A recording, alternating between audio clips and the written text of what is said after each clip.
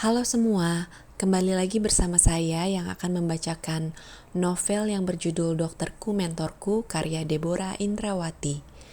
Sebelumnya jangan lupa like dan subscribe ya. Selamat mendengarkan. Tidak terasa air matanya mengalir.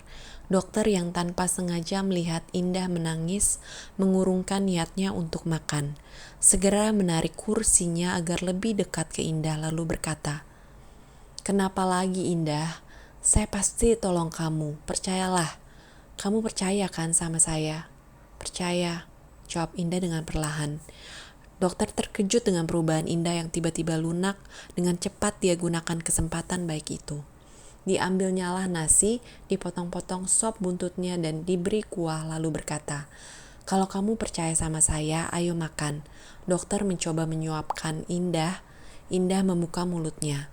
Dokter senang sekali melihat perubahan Indah, tapi setelah suapan keempat, Indah menolak. "Sudah, takut muntah," katanya. "Obat mualnya diminum tadi pagi?" tanya dokter. "Minum," jawab Indah. Dokter memberikan jeruk hangat. Indah meminumnya. "Saya makan dulu ya," kata dokter. Indah mengangguk, matanya menatap dokter dengan pandangan bingung. "Ada apa Indah? Kenapa menatap saya terus?" "Boleh tanya dok?" "Tanya saja," kata dokter sambil menyuap nasinya. "Apa dokter memperlakukan semua pasien seperti ini?" "Tidak, hanya kamu saja, karena kamu istimewa bagi saya," kata dokter. "Istimewa?" Indah heran. "Iya istimewa, karena saya suka sama kamu," kata dokter serius. "Dokter belum punya istri?" tanya Indah. "Nanti di mobil saya jawab ya," kata dokter sambil menyendok nasinya yang terakhir. Setelah itu minum air putih lalu menoleh pada Indah. "Air jeruknya minum lagi ya," Indah menggeleng. Dokter menghabiskan air jeruknya lalu bergegas ke kasir.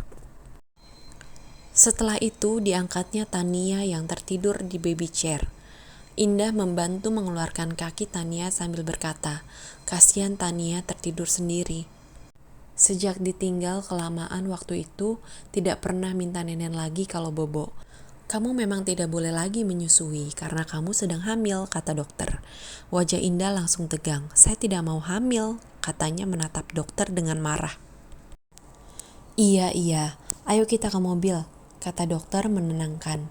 Sampai di mobil, dokter membukakan pintu buat Indah. Setelah Indah naik, dokter membaringkan Tania di pangkuannya, lalu menutup pintu mobil. Baru saja dokter masuk pintu mobil, "Mana obatnya dok?" desak Indah.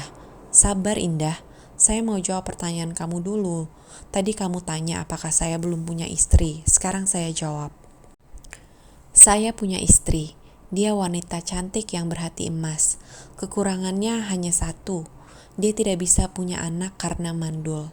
Bagi saya tidak jadi masalah, namun bagi dia itu masalah besar. Sampai dia rela hendak membagikan cinta saya pada wanita lain." "Hah, membagikan cinta? Bagaimana ceritanya dok?" tanya Indah penasaran. Wajah dokter Markus tampak sedih. Dia terdiam. "Lanjutkan dok, saya mau dengar," pinta Indah. "Baik, saya lanjutkan. Suatu sore seperti biasa, kami duduk di halaman belakang dekat kolam renang. Istri saya berkata, 'Sayang, besok kan hari ulang tahunku. Aku tidak mau diberi hadiah atau kejutan apapun. Karena bukti cinta kamu sudah aku rasakan sejak divonis mandul, kasih sayang kamu tidak berubah sedikit pun pada aku. Itu membuat aku yakin bahwa tidak akan kehilangan cinta kamu. Jadi besok kamu tidak usah lagi memberi kejutan atau hadiah seperti tahun-tahun lalu. Cukup kamu sediakan tempat yang enak buat kita dinner berdua. Besoknya kami dinner di sebuah hotel bintang 5 yang terbaik di Jakarta."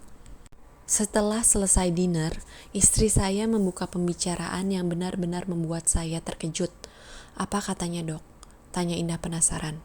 "Begini katanya, 'Sayang, ini hari ulang tahun aku harap kamu mengabulkan permintaanku.'" "Apa itu sayang?" tanya saya dengan tidak sabar. "Begini sayang, kamu kan waktu dicek dokter semuanya normal dan tidak ada masalah.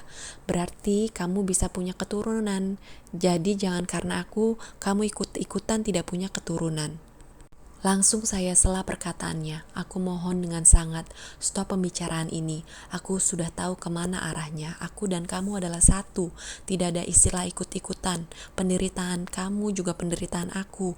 Bahagia kamu juga bahagia aku. Besok kita pergi ke panti asuhan. Kita bisa asuh berapa anak yang kita mau. Lalu apa jawabannya, Dok? Tanya Indah. Aku tidak mau. Yang aku inginkan keturunan kamu, darah daging kamu.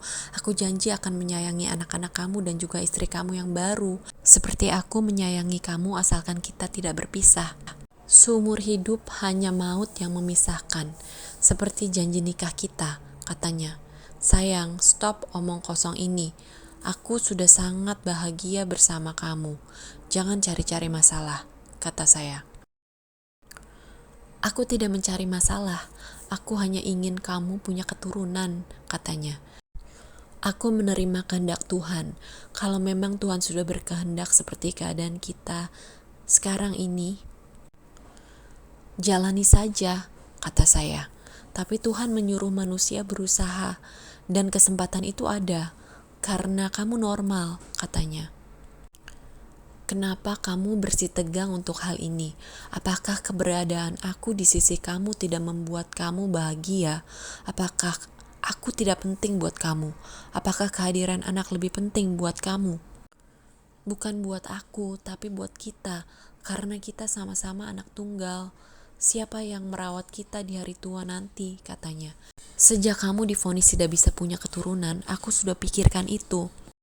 Kita akan tinggal di salah satu panti jompo terbaik di dunia. Dokter dan para perawat akan mengurus kita sampai tutup usia. Kita akan masuk asuransi ini pada usia 60 tahun. Brosurnya aku dapat dari teman-teman waktu seminar. Karena beberapa dari mereka juga sama seperti kita. Lalu apa jawabnya, Dok? Tanya Indah. Maaf sayang, aku tidak tertarik dengan itu. Ini hari ulang tahun aku. Mohon kamu kabulkan permintaan aku. Menikahlah agar kita punya keturunan. Dia berkata dengan sangat tenang. Tegar ya istri dokter, kata Indah. Iya, dia sangat tegar dan juga konsisten dengan ucapannya. Setiap ulang tahun dia selalu make a wish agar Tuhan mengirimkan wanita yang baik dan subur untuk saya.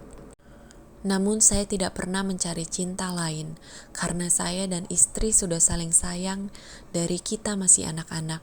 Mana bisa saya jatuh cinta lagi, tapi cinta yang tidak pernah saya cari datang 4 hari yang lalu, melalui diri kamu, Indah.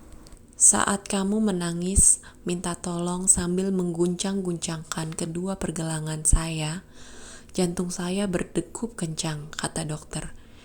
Itu bukan cinta, Dok, tapi dokter kasihan sama saya, kata Indah. Itu cinta, Indah. Malamnya saya tidak bisa tidur. Ingat kamu terus.